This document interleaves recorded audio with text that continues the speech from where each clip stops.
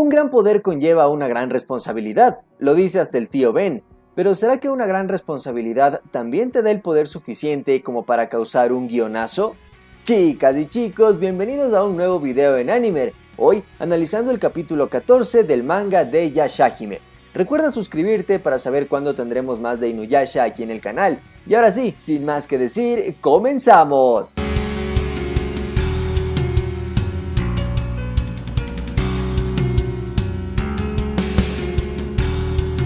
Este capítulo se vuelve a dividir en pasado y presente, donde los flashbacks nos muestran la continuación de la pelea contra el demonio de roca dentro de la luna infernal. Aquí Inuyasha percibe que el yokai está exigiéndoles que le devuelvan algo, y es entonces cuando Toukichiro se da cuenta que había pisado a un demonio piedrita que era el hijo de este yokai, por lo que esa agresividad y fuerza provenían de un padre desesperado por salvar a su hijo. Entonces, a Miroku se le ocurre usar a Piedrita para chantajear al yokai e intercambiarlo por la perla de Shikon falsa, cumpliendo la misión y dejando que la familia regrese a las montañas. Ok, aquí quiero mencionar que esta nueva habilidad de Inuyasha de entender a los yokais me parece que fue demasiado conveniente y algo que no recuerdo que haya pasado en la obra original. Tampoco lo ha hecho ningún otro miembro de su clan, entonces salió de la nada. Pero por otro lado, no creo que el yokai de roca haya podido abrir literalmente el inframundo solo con el poder del amor paternal. Digo, el Meidou Sangetsuha es una técnica demasiado fuerte y dudo que hayan metido el tema de una perla falsa para no desarrollarlo más, incluso involucrando a Zero. Entonces, para mí esto solo es un guionazo distractor que nos prepara para más adelante, cuando Inuyasha haga algo igual de absurdo en términos de poder con tal de salvar a su hija. Aparte de eso, el humor de la pelea con el chantaje de Miroku es excelente, Piedrita es adorable, y todo esto hace que se confirme el punto a favor que ganó el manga en el episodio anterior con respecto a la pelea contra el yokai de roca. Ya en su camino de regreso, Inuyasha reflexiona aún más sobre las responsabilidades de ser padre, cuidando a una vida que no pidió venir a este mundo, y encima teniendo sangre yokai, por lo que se pregunta cuál será el límite de su fuerza ahora que debe proteger a Aome y Moroha, a lo que Miroku le responde que esas dudas y vulnerabilidad son parte de crecer y que no estará solo, pues él y los demás siempre van a acompañarlo porque eso es lo que hace la familia. Además, no debe preocuparse de ser un padre perfecto, pues él tampoco lo es y sus hijos están creciendo bastante bien. Inuyasha responde que en su caso solamente recibió a Tesaiga, pero que fuera de eso nunca sintió la presencia de su padre, así que superando eso ya se consideraría un mejor papá para Moroha de lo que Touga lo fue con él. A Miroku no le parece graciosa esta comparación y le recuerda que él también puede morir o quedarse atrapado en otra dimensión, a lo que el Hanyo responde que eso es imposible. Ok, vamos a comentar esto. Primero, ¿qué gran profundidad le dan a Inuyasha con respecto a todo el tema de ser padre? Pues lo aborda desde sus instintos de protección más naturales hasta el miedo a la discriminación que él mismo sintió de niño. Tengamos en cuenta que en este punto Inuyasha no sabe cómo será el bebé, si tendrá orejas, cola, garras o algún problema para controlar su sangre yokai, entonces es natural que en este viaje se abra tanto con Miroku, pues de seguro con Aome se muestra más fuerte y en control de la situación. Hablando del monje, qué gran momento Toretto se mandó diciendo que son familia y que no lo van a dejar solo. Porque sí, después de tantas cosas es inevitable que su vínculo sea así de fuerte. Y es una lástima que en el anime la interacción entre ellos no mostró nada nuevo o profundo. Así que en ese aspecto el manga se lleva el punto a favor. Sin embargo, algo que no me gustó para nada fue el comentario de Inuyasha con respecto a su padre. Me pareció absurdo y lo hizo quedar como un tonto. Es verdad que la única posesión que le dejó fue Tesaiga, pero literal esa espada le ha dado prácticamente todo lo que tiene ahora. Sin ella, Aome estuviera muerta y por ende no existiría Moroha. Tampoco hubiera conocido a sus amigos y lo más probable es que Sesshomaru o algún otro demonio lo hubiera matado. En el mejor de los casos, hubiera sobrevivido gracias a la sangre yokai, pero ella lo consumiría lentamente hasta convertirlo en un asesino sin razón. Además, Touga murió defendiendo a Izayoi para que los dos sobrevivan, y quienes digan que esto no es canon, los eventos de la espada conquistadora se muestran en Yashahime, así que al menos eso se volvió canon, y por ende, la escena donde Inuyasha y Sesshomaru ven el espíritu de su padre también debería contar. Pero incluso si descartamos eso, en la obra original, Inuyasha piensa varias veces en su padre desarrollando una especie de gratitud.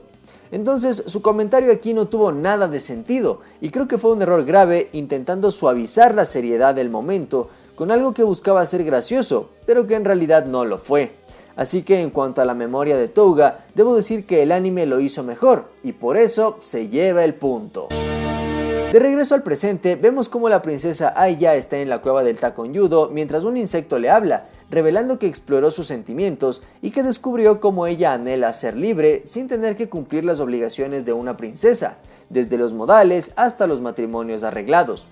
Aquí se revela que Zero es quien le habla a través del insecto y le pide ser su aliada para acabar con el reino de los hombres, pues ella es una princesa distinta a las demás, quienes simplemente aceptan su destino.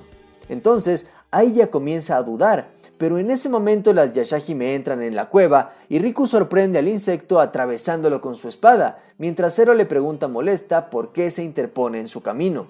El pirata no responde, pero se queda pensando en cuáles son los planes de su creadora, dejándonos más confundidos porque aún no se define si es un aliado de Zero, de Kirinmaru o de las chicas. Personalmente creo que en esta versión Zero tiene un lado bueno y un lado malo, y que Riku está tratando de recuperar el lado bueno, que por ahora está dormido, aunque es solo una teoría. De regreso con la pelea, el Takonjudo está complicando las cosas para salir, así que Toukichiro usó la misma técnica que aprendió de Miroku cuando era niño, chantajeando al demonio con un pulpo bebé. Algo cruel pero efectivo que les permitió salir.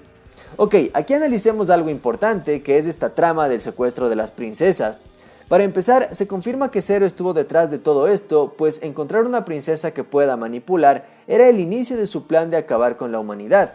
Ella sabe que para lograrlo debe dividir lo más que pueda a las personas, y qué mejor que hacerlo desde adentro con una princesa, que en teoría es un símbolo de unión y alianza entre reinos.